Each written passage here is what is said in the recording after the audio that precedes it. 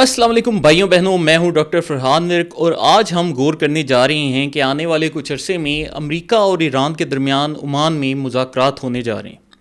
تو آج ہم اسٹڈی کریں گے کہ ایران کی ریاست کیسے اس اسٹیج پر پہنچی کہ اس کو امریکہ سے بالآخر مذاکرات کرنے پڑ رہے ہیں۔ ایران میں یہ جو فتنہ فساد اور سارا یہ قتل و غارت ہوتی رہی، اس کی بنیادی وجہ کیا ہے، یہ کیسے پھیلا، ایران کی معیشت کیسے تباہ ہوئی، اور آخر میں ہم یہ جو امریکہ کے ساتھ ایران کے مذاکرات چل رہے ہیں ان کے ممکنہ حل یا ان کے خراب ہونے میں کیا سینیریوز ہوں گے وہ بھی ڈسکس کریں گے، اور ان سب کا پاکستان کے اوپر کیا اثر پڑے گا وہ بھی ہم ڈسکس کرنے والے ہیں۔ تو آئیے اس مسئلے کو تھوڑا آسان کر کے سمجھتے ہیں۔ تو سب سے پہلے دوستوں ہم نے غور کرنا ہے کہ آج کے دور میں ایران میں کیا ہو رہا ہے۔ ایران میں 40 سال سے آیت اللہ خمینی صاحب کا ایک انقلاب آیا، اور اس انقلاب کے بعد سے ہی اگر ہم دیکھیں تو ایران پر ہر کچھ عرصے کے بعد مشکلات آتی رہیں، کہ جیسے ہی انقلاب آیا اس کے بعد ایران اور امریکہ کے درمیان باقاعدہ ایک جنگ والی صورتحال ہو گئی۔ اس کے بعد ہم دیکھیں تو ایران اور عراق کی باقاعدہ 10 سال تک ایک جنگ چلتی رہی، اور اس جنگ میں بھی عراق کو پش کرنے والا امریکہ تھا۔ اس کے بعد اسی طریقے سے جیسے جیسے مشرق وسطیٰ میں حالات خراب ہوتے گئے تو ان کا بھی ایک جو امپیکٹ تھا وہ مکمل طور پر ایران کے اوپر آتا رہا۔ تو ایران میں جب سے اسلامی انقلاب آیا ہے تب سے ہم نے ایک چیز پر یہ غور کیا ہے کہ ایران میں حکومت کو سٹیبل ہونے یا کوئی بھی وہ جو ایک سکون کا سانس ہوتا ہے وہ لینے نہیں دیا گیا۔ اب پچھلے 6 ماہ کی اگر ہم بات کریں تو ایران میں جو معیشت کا پہیہ ہے وہ مکمل طور پر جیم ہو چکا ہے، اور ہوتا یہ ہے کہ جیسے ہی آپ لوگوں سے ان کی روٹی چھینتے ہو تو ان کا جو بھی نظریہ ہوتا ہے وہ غائب ہونا شروع ہو جاتا ہے۔ اس وقت ایران میں کیا نظریہ چل رہا ہے؟ سب سے بنیادی جو نظریہ وہاں پر لوگوں کو پیش کیا گیا وہ یہ کہ ایران جو سا ہے وہ غزہ کی آزادی کا چیمپئن بنے گا۔ آیت اللہ خمینی صاحب نے جیسے ہی اقتدار سنبھالا تو سب سے جو ان کا ایک بنیادی نعرہ تھا وہ کیا تھا؟ مرگ بر امریکہ، مرگ بر اسرائیل، اور اسی نعرے کو وہ لے کر چلتے رہے، اور آج بھی جو ایرانی حکومت ہے وہ اسی نعرے کو لے کر چل رہی ہے، اور اس کا جو ایک بنیادی حصہ ہے وہ کیا ہے کہ ہم نے فلسطین کو اور بالخصوص یروشلم کو اسرائیل کے تسلط سے آزاد کروانا ہے۔ اب اس کے اوپر اگر ہم غور کریں تو حالیہ کچھ عرصے میں ایران میں بہت تیزی سے کچھ تبدیلیاں آئیں۔ سب سے پہلے یہ کہ امریکہ نے جب جون 2025 میں ایران پر باقاعدہ حملہ کیا تو اس کے نتیجے میں ایران میں لوگوں میں اوورآل ایک مایوسی کی لہر چھائی، اور لوگوں نے دیکھا کہ امریکہ ہمارے اوپر حملہ کر سکتا ہے، جو کہ ماضی میں ایسا نہیں ہو سکا۔ پھر اس کے ساتھ ہی ایران میں جو سوشل میڈیا پلیٹ فارمز ہیں انہوں نے کافی منفی کردار ادا کیا، کہ ایران میں اگر ہم دیکھیں تو اس وقت ان کی 60% آبادی 30 سال سے نیچے ہے،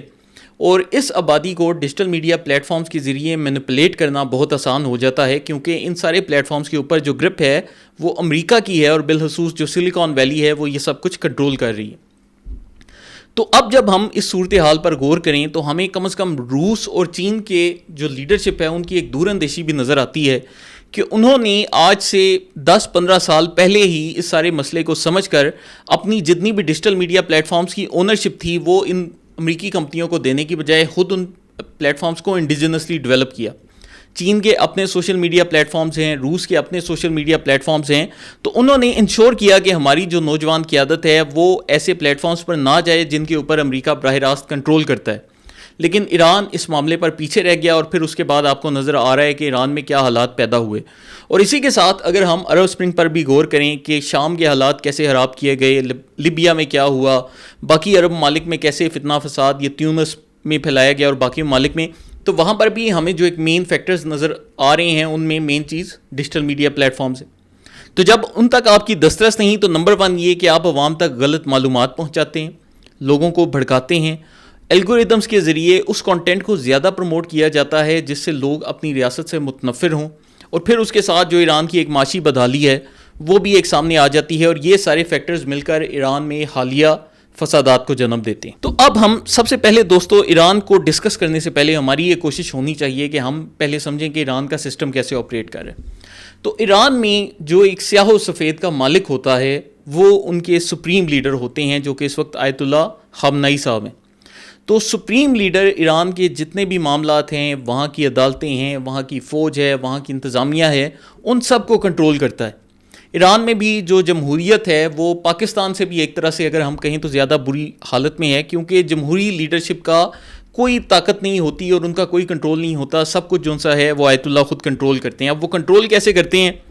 کہ ایران میں سب سے پہلے جو افواج ہیں ان کو دو حصوں میں تقسیم کیا گیا ہے. ایک وہاں کی ریگولر فوج ہے جس کا کام صرف بارڈر کا تحفظ کرنا ہے, اور ایک وہ فوج ہے جو کہ آیت اللہ کی اپنی فوج ہے, اور یہ جو فوج ہے یہ نظریاتی بنیادوں پر قائم کی گئی ہے, اور اس کا بنیادی مقصد ایران میں جو اسلامی انقلاب ہے اس کو تحفظ دینا ہے. تو اس فورس کو IRGC کہا جاتا ہے, اور یہ جو IRGC ہے یہ ایران کی 60% معیشت کے اوپر باقاعدہ قابض ہے, اور وہ اس معاشی طاقت کا استعمال کر کے اپنے جو میزائلز ہیں, جو اپنے پروگرامز ہیں, جو اپنے ویپن سسٹمز ہیں, ان سب کو ڈیولپ کرتے ہیں. تو ایران کی جو اپنی فوج ہے سرحدوں کے تحفظ والی وہ کمزور فوج ہے, اور جو IRGC ہے وہ طاقتور فوج ہے, اور IRGC کو براہ راست جو سا ہے آیت اللہ خود کنٹرول کرتے ہیں. اسی طرح ایران میں ایک اسمبلی بھی موجود ہے جس میں لوگ باقاعدہ ووٹوں سے آتے ہیں, اور پھر ان کا ایک صدر بھی ہوتا ہے, لیکن نہ وہ اسمبلی کوئی اوقات رکھتی ہے اور نہ صدر, کیونکہ اسمبلی جو بھی فیصلے کرتی ہے اس کا ایران کی گارڈین کونسل سے منظور ہونا بہت ضروری ہے, اور یہ جو گارڈین کونسل ہے اس کو براہ راست سپریم لیڈر خود اپنے مقرر کردہ لوگوں کے ذریعے چلاتے ہیں. اور اسی طرح جو ایران کا صدر بھی ہوتا ہے وہ بھی سپریم لیڈر کی مرضی کے بغیر کوئی فیصلہ نہیں کر سکتا. تو وہاں کا جو ایک جمہوری ڈھانچہ ہے وہ بہت زیادہ کمزور ہے, اور جتنا بھی نظام ہے وہ آیت اللہ کے پاس ہوتا ہے. اب یہاں پر جو ایک بنیادی مسئلہ آتا ہے اس سسٹم میں وہ کیا آتا ہے کہ آیت اللہ خامنئی صاحب کی عمر اس وقت 86 سال ہے. تو جب ان کی عمر زیادہ ہو رہی ہے اور لوگوں کو بظاہر نظر آ رہا ہے کہ اب ان کی جگہ کوئی اور آئے گا, اور اس کے لیے پھر آپس میں لوگوں کی رنجشیں بھی ہوتی ہیں, ان کے آپس میں جھگڑے بھی ہوتے ہیں, تو اس پورے معاملے کو لے کر ایران میں ہمیں ایک افراتفری کی سی کیفیت جو سی ہے وہ نظر آ رہی ہے. تو جب تک آیت اللہ کا اپنا ایک براہ راست کنٹرول تھا, وہ ایک اسٹرانگ مین کے طور پر آپریٹ کر رہے تھے, تب تک ایران میں حالات نسبتاً بہتر تھے. لیکن اب جیسے جیسے ان کی صحت اور ان کی عمر بڑھتی جا رہی ہے تب سے لوگوں کا جو سا ہے سسٹم کے اوپر سے اعتماد بھی اٹھتا جا رہا ہے. اور اگر ہم دیکھیں تو اس وقت جتنے بھی عرب ممالک ہیں وہاں پر بھی یہی ایک اسٹرانگ مین پالیسی چل رہی ہے کہ ایک مضبوط شخص کو پوری ریاست کا نظام دے دیا جاتا ہے اور وہ ریاست کو چلاتا ہے. اور آج کے دور میں اگر ہم دیکھیں تو پاکستان میں بھی ہمیں کہیں نہ کہیں یہ جو ایک اسٹرانگ مین سسٹم کی طرف پاکستان کی جو سسٹم ایک موو کر رہا ہے وہ بھی ہمیں ڈیولپ ہوتا نظر آ رہا ہے. اب دوستو اس کے بعد ہم آ جاتے ہیں کہ ایران کی پورے خطے میں اوورال ایک پالیسی کیا رہی. تو ایران کی جو ایک بنیادی پالیسی تھی اس کو رنگ آف فائر کہا جاتا ہے. اب رنگ آف فائر کا کیا مطلب ہے کہ ایران کو ایک چیز کا پتہ تھا کہ ہم لوگ جو سے ہیں ہتھیاروں سے یا طاقت سے امریکہ یا اسرائیل وغیرہ کا مقابلہ نہیں کر سکتے. تو ہم نے اگر ایران کا تحفظ کرنا ہے تو اس کے لیے ہمیں پورے خطے میں پراکسی گروپس کو آپریٹ کرنا پڑے گا کہ دنیا میں جتنے بھی مسلمان ممالک ہیں وہاں پر کہیں نہ کہیں ہمارا کوئی علامت ہو جو کہ ہمارے جو نیشنل انٹرسٹ ہیں ان کا تحفظ کر سکے. تو اب یہ پراکسی گروپس کیسے آپریٹ کرتے تھے کہ آپ دیکھیں کہ لبنان میں ایران نے حزب اللہ کو ڈیولپ کیا, حماس جو سی ہے اس کو ایران نے غزہ میں باقاعدہ سپورٹ کیا, یمن میں ایران نے حوثی باغیوں کو سپورٹ کیا, شام میں باقاعدہ بشار الاسد کی حکومت تھی اور وہ جو حکومت تھی وہ بھی ایران کے ساتھ ہی چل رہی تھی. تو وہ جتنے ممالک جنہوں نے اسرائیل کو بظاہر گھیرا ہوا تھا ان سب میں ایران نے انفلٹریشن کرنے کی کوشش کی, اور یہ کوشش کی کہ اگر ہم وہاں پر اپنے پراکسی گروپس چلاتے ہیں تو یہ گروپس ایران کے مفادات کا تحفظ کریں گے, کیونکہ اس وقت ہم ٹیکنالوجی کے اعتبار سے یہ بڑے بڑے مغربی ممالک کا مقابلہ نہیں کر سکتے. اب یہاں پر آپ دیکھیں کہ اسرائیل نے اس پورے عرصے میں کیا اسٹریٹجی اپنائی کہ انہوں نے ایران کے اوپر حملہ کرنے سے پہلے جتنے بھی پراکسی گروپس تھے ان کو باری باری نشانہ بنانا شروع کیا. کہ سب سے پہلے آپ دیکھیں کہ شام میں بشار الاسد کی حکومت کا خاتمہ کیا گیا تاکہ وہاں سے ایران کے جتنے گروپس تھے وہ ختم ہو جائیں. یمن میں جون سا ہے باقاعدہ ان کی کوشش یہی رہی کہ ہم حوثی باغیوں کو ختم کرنے کی کوشش کریں, جو کہ ابھی بھی وہاں پر کسی نہ کسی حد تک ایگزسٹ کر رہے ہیں کیونکہ ان کا براہ راست اسرائیل کے ساتھ پالا نہیں پڑ رہا. اب وہ ان کی کشتیوں وغیرہ پر حملے کرتے ہیں لیکن اس سے زیادہ وہ ابھی کوئی نقصان نہیں پہنچا پا رہے. جو ایران کی سب سے بڑی طاقت تھی وہ لبنان میں تھی اور حزب اللہ کی طاقت تھی, اور اس کو بھی اسرائیل نے باقاعدہ پیجر حملوں کے ذریعے اس کو جو ہے ڈیفیوز کر دیا. اور اسی طریقے سے غزہ میں بھی اسرائیل نے کوشش کر کے حماس کی جتنی ٹاپ ٹیئر لیڈرشپ تھی ان کو بھی آہستہ آہستہ ختم کر دیا. اب ایران کی جو ایک بنیادی ڈیٹرنس تھی اس کو پہلے نشانہ بنایا گیا, اور پھر دوسرے نمبر پر اسرائیل نے کیا کیا کہ جب یہ سارے گروپس جو سے ان کو ڈیفیوز کیا تو انہوں نے ایران کے اپنے لوگوں کے اندر ریاست پر سے اعتماد اٹھانا شروع کر دیا. اب اس کے لیے ضروری کیا تھا کہ دو اسٹریٹجیز اپنائی جائیں. سب سے پہلے یہ کہ ایران کو معاشی طور پر اتنا کمزور کر دیا جائے کہ وہ وہاں کے جو لوگ ہیں ان کا اپنی ریاست پر سے اعتماد اٹھ جائے, اور دوسرا انہوں نے یہ کیا کہ ایران کے اندر جا کر حملے کرنے شروع کر دیے, جس میں آپ کو نظر آ رہا ہے کہ اسماعیل ہانیہ جو کہ حماس کے لیڈر تھے ان کو باقاعدہ ایران کے اندر اٹیک کیا گیا. تو جب ایران کے لوگ یہ دیکھیں گے کہ ہمارے ملک کے اندر آ کر اسرائیل حملے کر رہا ہے تو ہر بندے کو شکوک و شبہات کی نظر سے دیکھیں گے. تو یہ عمل کر کے باقاعدہ اسرائیل نے ایران کا پورا جو سسٹم تھا اس کو باقاعدہ سسٹمیٹک طریقے سے تباہ کرنے کی کوشش کی. اب اس میں جو سب سے پہلا رول تھا وہ بین الاقوامی سوئفٹ سسٹم کا تھا. آپ کو پتہ ہے کہ آج کے دور میں دنیا میں جتنے بھی بینکس ہیں وہ جب ایک دوسرے سے بات چیت کرتے ہیں تو اس کے لیے انہوں نے اپنا ایک سوئفٹ کوڈ ڈیولپ کیا ہے جس کے ذریعے ایک بینک دوسرے بینک کو پیسے بھیجتا ہے. 2012 میں امریکہ کو ساتھ ملا کر انہوں نے ایران کے جتنے بھی بینکس تھے وہاں پر پیسوں کی جو ترسیل کا نظام تھا وہ بند کر دیا. اب ایران جو عالمی بینکنگ نیٹ ورک تھا اس سے باہر ہو چکا ہے. اس کے بعد امریکہ نے ایک اور بڑا انٹرسٹنگ اعلان کیا. انہوں نے دنیا کے تمام ممالک کو دھمکی دی کہ اگر آپ ایران کے ساتھ کاروبار کریں گے تو اس کا مطلب یہ ہے کہ آپ امریکہ کے ساتھ کاروبار نہیں کر سکتے. لیکن حیران کن طور پر امریکہ کی اپنی جو کمپنیاں تھیں وہ ایران میں آپریٹ کرتی رہیں. تو امریکہ کی کوشش یہ تھی کہ دنیا کی باقی جتنی کمپنیاں ہیں ان کو ہم نکالیں تاکہ ہم اپنا جو انفلوئنس ہے وہ ایران کے اندر بڑھاتے جائیں. اور جیسے ہی امریکہ کی اس پالیسی کا اعلان ہوا تو ایران سے دنیا کی بڑی بڑی کمپنیوں نے جانا شروع کر دیا, جن میں سب سے بڑے نام ٹویوٹا اور سیمنز کے ہیں کہ اب یہ سارے جا رہے ہیں. اب ان کے جانے کے نتیجے میں کیا ہوتا ہے کہ ایران میں جتنی فیکٹریز ہیں, جتنی انڈسٹریز ہیں, ان کو اسپیئر پارٹس ملنے بند ہو جاتے ہیں. وہ جب ملنے بند ہوتے ہیں تو انڈسٹریل جو ان کا پہیہ ہے وہ جیم ہونا شروع ہو جاتا ہے. اس کے بعد امریکہ نے ایک اور اسٹریٹجی یہ اپنائی کہ ایران کی جتنی بھی تیل کی ایکسپورٹس تھیں ان سب کو ایک طرح سے زیرو کر دیا. کہ ایران کے جتنے بھی آئل ٹینکرز ایران سے باہر جاتے تھے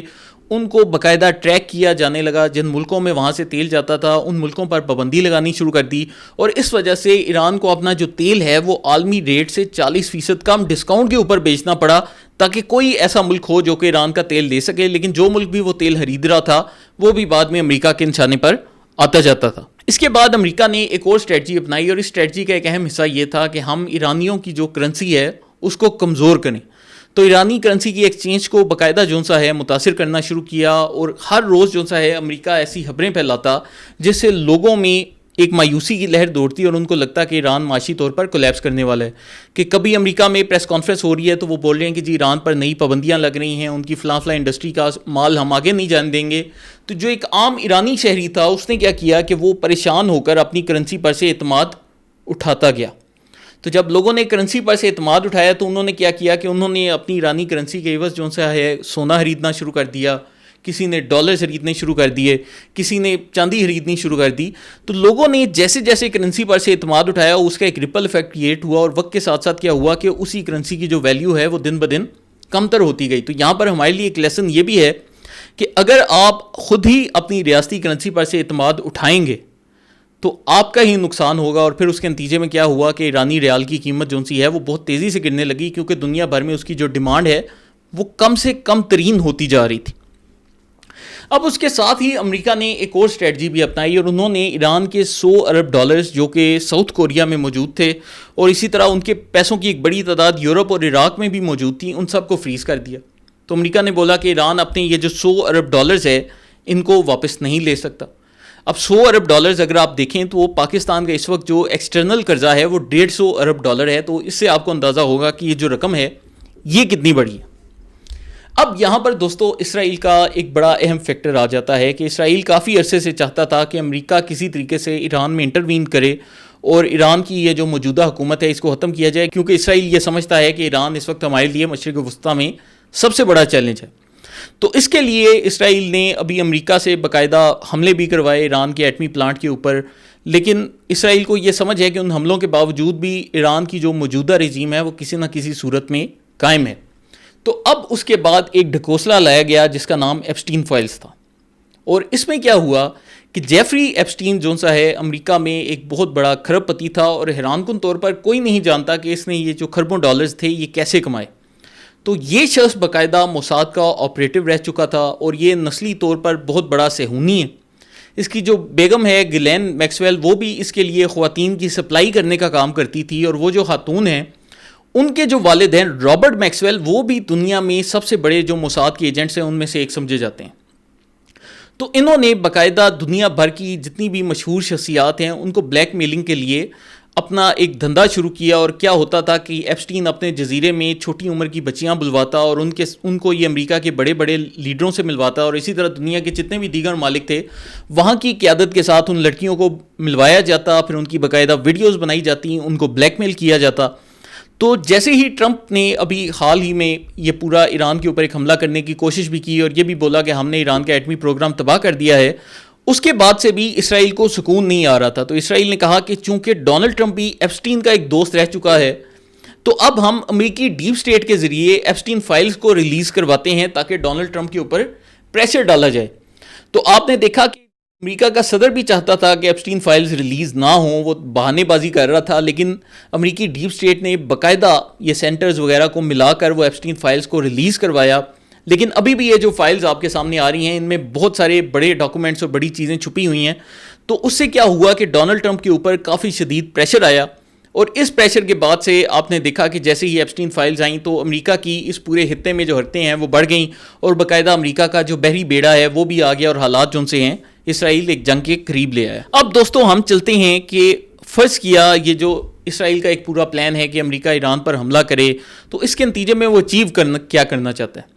بنیادی طور پر اسرائیل نے اگر گریٹر اسرائیل والے اپنے بڑے پلان کے اوپر بڑھنا ہے، جس میں اس نے خطے کی مختلف ریاستوں کو اپنے اندر ضم کرنا ہے، تو اس کی پالیسی یہ ہے کہ یہاں پر جتنے بھی ممالک ہیں ان کو چھوٹے چھوٹے حصوں میں توڑا جائے تاکہ کوئی بھی مسلمان ملک ایسا نہ ہو جو کہ اسرائیل کو چیلنج کر سکے. اس کی آپ کے سامنے جو سب سے بڑی مثال ہے کہ شام کو کس طریقے سے تقسیم کیا گیا، لیبیا کو کیسے 2 سے 3 حصوں میں تقسیم کیا گیا. ابھی صومالیہ جو کہ ایک مسلمان ملک ہے، اس کے اندر سے اسرائیل نے صومالی لینڈ کو تسلیم کر لیا ہے تاکہ صومالیہ جو سا ہے وہ 2 حصوں میں بٹ جائے. تو اسرائیل بنیادی طور پر اس ڈویژن پالیسی کے اوپر آپریٹ کر رہا ہے. پھر آپ دیکھیں کہ یمن میں باقاعدہ 3 مسلمان دھڑے بنا دیے گئے ہیں، جس میں یمن میں ایک صدرن ٹرانزیشنل کونسل ہے، ایک جو سی ہے خوسی باغی ہیں، اور ایک یمن کی اپنی مرکزی حکومت ہے. تو یمن کو بھی 3 حصوں میں تقسیم کر دیا گیا. اسی طرح سے ایران کے اوپر جو اسرائیل کا ایک گریٹر پلان ہے، اس میں ایران سے 5 ملک نکلتے ہیں. جو پہلا ملک ہے وہ کردستان بنتا ہے، جو کہ ایران کے نارتھ ویسٹ میں ہے. پھر جو دوسرا ملک وہ بناتے ہیں، وہ کہتے ہیں کہ ایران میں جتنے آذربائیجان کے ساتھ ممالک جڑتے ہیں ان کے شمال کی جانب، ان سب کو آذربائیجان کے ساتھ جوڑ دیا جائے. پھر تیسرا انہوں نے ایک عربستان ایران سے حصہ نکالنے کا پلان بنایا ہے، اور یہ جو عربستان ہے یہ ایران کا وہ حصہ ہے جو کہ مشرق وسطیٰ کے زیادہ ساتھ ہے، سعودی عرب کے قریب ہے، اور اس حصے میں ایران کا 80% تیل پایا جاتا ہے. تو اس کو تقسیم کریں گے. جو چوتھا حصہ ایران کا بنے گا اسے فارس کہا جائے گا، اور یہ جو سا ہے سینٹرل جو ایران ہے، جو ایران کا اس وقت بالکل مرکز ہے، اس کو فارس کہا جائے گا، اور اس کے اوپر وہ آ کر رضا پہلوی کو بٹھا دیں گے. اور جو ایران کا 5واں حصہ بنائیں گے وہ ہم پاکستانیوں کے لیے بھی اہم ہے کہ اس کو گریٹر بلوچستان کہا جاتا ہے. تو بنیادی طور پر ایران کا جو حصہ پاکستان کے بارڈر کے ساتھ لگتا ہے، سیستان، وہاں پر بھی بلوچ بہت بڑی تعداد میں آباد ہیں، پاکستان میں بھی بلوچوں کی بہت بڑی تعداد ہے. تو اسرائیل کا جو پلان ہے کہ ایران کو 5 حصوں میں تقسیم کریں، تو یہ جو 5واں حصہ ہے اس میں آپ کو گریٹر بلوچستان کا ایلیمنٹ جو سا ہے وہ نظر آئے گا. اب اس کے ہمارے سامنے کافی ثبوت آ جاتے ہیں کہ آپ بنیادی طور پر دیکھیں کہ جتنے بھی یہ سپریٹسٹ ہیں ان سب کو مغربی ممالک میں بڑے پیمانے پر سپورٹ کیا جاتا ہے. ابراہم داغ بگٹی کو باقاعدہ یورپ میں رہائش دی جاتی ہے، ہیبر یار مری کو یورپ میں رہائش دی جاتی ہے. اگر کوئی عام پاکستانی دہشت گردی کا چھوٹا سا ہی واقعہ کرے تو یورپین ممالک اس کو پکڑ کے جیل میں ڈالتے ہیں. لیکن یہ لوگ جو سے ہیں ہر سال بے گناہ جو پنجابی مزدور ہیں ان کو بڑی تعداد میں شہید کرتے ہیں، لیکن یورپین ممالک یہاں پر آنکھیں بند کر کے سوئے رہتے ہیں. تو یہ کیسے ہوتا ہے؟ تو اس کی جو ایک بنیادی وجہ ہے وہ یہی ہے کہ ان باقاعدہ یہ جتنے بھی شر پسند ہیں ان کو سپورٹ کیا جا رہا ہے. پھر آپ یہ دیکھیں کہ ایران میں حالات خراب ہو رہے ہیں، امریکہ کا بحری بیڑا آ چکا ہے، اور اچانک ہی پاکستان میں 13 جگہوں کے اوپر حملے ہونے شروع ہو جاتے ہیں. تو یہاں پر بھی آپ کو وہ ایلیمنٹ نظر آتا ہے کہ اگر ایران کو ہم 5 حصوں میں تقسیم کرتے ہیں تو ہم ساتھ یہ بھی ثابت کریں گے کہ پاکستان میں بھی جو بلوچستان کے لوگ ہیں ان کے اوپر بڑا ظلم ہو رہا ہے، اور ان کے بھی جو سے ہیں ریاست سے ایک جنگ چل رہی ہے، اور ان کے 13 شہروں پر کٹھے حملے ہو رہے ہیں. اور اس سب کے ساتھ ایک بیانیہ بنایا جائے کہ گریٹر بلوچستان مارز وجود میں آنا چاہیے. تو یہ بنیادی پلان ہے جس کے تحت یہ جو مغربی ممالک ہیں اس وقت آپریٹ کر رہے ہیں. تو اب ہو یہ رہا ہے کہ پاکستان نے اور ترکی نے باقاعدہ کامیاب سفارتکاری کے ذریعے امریکہ کو ایران پر حملہ کرنے سے روکا ہوا ہے، کیونکہ پاکستانی ریاست کا جو ایک موقف ہے وہ یہ ہے کہ اگر ایران کمزور ہوتا ہے یا ایران ٹوٹتا ہے تو اس کے نتیجے میں ایک بہت بڑا جو سپل اوور افیکٹ ہے وہ پاکستان میں آئے گا. اور ہماری ریاست بھی یہ چیز بڑے اچھے طریقے سے سمجھتی ہے کہ اگر ایران کو یہ تقسیم کرتے ہیں تو اس کے بعد ان کا جو نیکسٹ ایجنڈا ہوگا وہ گریٹر بلوچستان بنانا ہوگا، جس کا ایک اور مقصد یہ بھی ہے کہ چین سی پیک کے ذریعے جو دنیا سے اپنی کنیکٹیوٹی قائم کر رہا ہے اس کو کاٹا جائے اور گوادر کی بندرگاہ کے اوپر باقاعدہ قبضہ کیا جائے. تو پاکستان اپنے جو سفارتی تعلقات ہیں ان کو قائم کر کے امریکہ کی جو حکومت ہے اس کو مجبور کر رہا ہے کہ آپ کسی بھی طریقے سے ایران کے اوپر جنگ نہ کریں. اب یہاں پر یہ جو میں نے آپ کو پوری ایک کہانی سنائی، اس سے ہمارے سامنے ایک اور چیز بڑے واضح انداز میں آ جاتی ہے کہ ہم دیکھیں کہ امریکہ کا جو سسٹم ہے وہ اسرائیل نے باقاعدہ ہائی جیک کیا ہے، لیکن ڈونلڈ ٹرمپ جون سا ہے جو کہ چاہتا تھا کہ میں اس چیز پر نہ پڑھوں، اس کو بھی مجبور کر دیا گیا ایپسٹین فائلز کے بعد سے کہ تم نے اس میں زبردستی آنا ہے. تو کس طریقے سے اسرائیل امریکہ کو پورے طریقے سے کنٹرول کر رہے ہیں. اب یہ عمان میں جو مذاکرات ہوں گے، یہ پاکستان کی بظاہر ایک بہت بڑی سفارتی کامیابی ہے کہ پاکستان کوشش کر رہا ہے کہ ایران اور امریکہ کو ایک میز پر لے آئیں اور ان کے آپس میں باقاعدہ بات چیت شروع کروائیں تاکہ اس مسئلے کو کسی اچھے طریقے سے حل کیا جائے. اب جو میز ہوگا مذاکرات کا، اس میں جو ایک اسٹریٹجی ہے، اس میں امریکہ کو اسرائیل کوشش یہ کرتا ہے کہ گڈ کاپ بنا کر پیش کرے، کہ امریکہ ایسی باتیں کرے کہ ہم ایران پر حملہ نہیں کرنا چاہتے، ہم تو چاہتے ہیں کہ دنیا امن کی جانب بجائے جائے، اور اسرائیل جو سا ہے وہ خود ایک بیڈ کاپ کا رول پلے کرتا ہے. وہ کہتا ہے کہ نہیں جی، ہم تو چاہتے ہیں کہ ایران کو تباہ کیا جائے. تو اب یہ دونوں ملک مل کر ایران کو بظاہر ایک پریشرائز کرنے کی کوشش کریں گے، اور ان کی خواہش یہ ہوگی، جو امریکہ نے سامنے مطالبات بھی رکھے ہیں، کہ ایران کسی طریقے سے اپنا جو ایٹمی پروگرام ہے اس کو ہی بند کرے، اور اس کے ساتھ ہی ایران اپنے میزائل پروگرام کو ہی بند کرے. تو آپ خود بخوبی سمجھ سکتے ہیں کہ اگر ایران اپنے میزائل پروگرام کو اور اپنے ہتھیاروں کو بند کرتا ہے تو اس کے بعد بھی ایران کا جو فیوچر ہے وہ یوکرین سے یا صدام حسین سے جس طرح عراق کو ختم کیا گیا. تو اب آپ بھی بخوبی سمجھ سکتے ہیں کہ اگر یہ پلان جو سا ہے وہ منظر عام پر آتا ہے تو اس سے کیا ہوگا کہ پہلے ایران کو ڈسارم کیا جائے گا اور پھر وہی سلوک کیا جائے گا جو کہ عراق یا لیبیا یا یوکرین کے ساتھ کیا گیا. کہ یوکرین نے جب اپنے ایٹمی ہتھیار دیے تو دنیا کے تمام مالک نے گارنٹی دی تھی بشمول رشیا کہ آپ پر کوئی حملہ نہیں کرے گا، لیکن یوکرین پر حملہ ہوا. اور اسی طریقے سے صدام حسین سے بھی اسرائیل نے باقاعدہ فورس کر کے، عالمی لابنگ کر کے عراق کے جو ہتھیار تھے وہ ختم کروائے، اور اس کے بعد عراق پر حملہ کیا اور ایک طریقے سے صدام حسین کو بھی ڈپوز کر دیا. اسی طرح سے اگر ہم دیکھیں تو لیبیا کا بھی جتنا ایٹمی پروگرام تھا وہ پہلے ختم کروایا گیا، اور پھر معمر قذافی کے اوپر باقاعدہ ایک سول وار مسلط کر کے ان کو بھی ہٹا دیا گیا. تو فرض کیا ایران یہ مطالبات تسلیم کر لیتا ہے تو اس کا نتیجہ بھی اس سے مختلف نہیں ہوگا، کیونکہ ان تمام مالک نے ماضی میں جو ایگزامپل سیٹ کی ہیں وہ یہی سیٹ کی ہیں. اس کے اوپر سب سے پہلے ہم غور کرتے ہیں کہ پاکستان کی کیا پالیسی ہونی چاہیے. میں یہ سمجھتا ہوں کہ پاکستان کو اس پورے معاملے کو اپنی ایک ریڈ لائن قرار دینا چاہیے، اور ہمیں بڑی مضبوطی کے ساتھ جو سا ہے یہاں پر ایک موقف اپنانا چاہیے کہ پاکستان کسی بھی صورت ایران کے اوپر حملے کو برداشت نہیں کرے گا، اور چین کو بھی پاکستان کے ساتھ مل کر اس میں اپنا رول ادا کرنا چاہیے. اب ہم آ جاتے ہیں کہ بیسٹ کیس سینیریو پہ، کہ اگر تو یہ جو نیگوشیشنز ہیں ان کو کامیاب ہونا ہے تو ایران کی جو پالیسی ہونی چاہیے وہ فریز فار فریز پالیسی ہونی چاہیے. یہ پالیسی کیا ہے کہ ایران بولے کہ امریکہ ہم پر حملہ نہ کرے، اور ہم جتنے بھی ہتھیار ڈیولپ کر رہے ہیں ان کو موجودہ صورتحال کے اوپر، موجودہ تھریش ہولڈ پر فریز کر رہے ہیں، تاکہ ہمارے جو معاملات ہیں وہ آگے کسی جنگ یا لڑائی کی جانب نہ جائیں. تو ہم اپنے ایٹمی پروگرام کو اور ہتھیاروں کو ادھر ہی روک دیتے ہیں، اور امریکہ بھی اپنی جنگی کوششوں کو روک دے، اور ہم جو سا ہے بہتر معاشی صورتحال کے اوپر جائیں. تو اگر تو یہ چیز نیگوشیشنز کے ذریعے حاصل کی جا سکتی ہے تو یہ جو سی ہے ایران کی ایک بہت بڑی کامیابی ہوگی. تو ہمیں دعا کرنی چاہیے کہ ہمارا یہ جو برادر مسلم ملک ہے یہ بچا رہے، کیونکہ اگر ایران گیا تو اس کے بعد اگلا نشانہ پاکستان ہوگا. امید ہے آپ کو یہ پسند آیا ہوگا. اگر آپ کو پسند آتا ہے تو میری گزارش ہے کہ ہماری یہ ویڈیوز شیئر کریں تاکہ ہمارے مزید دوستوں تک آگاہی پھیلے. بہت شکریہ.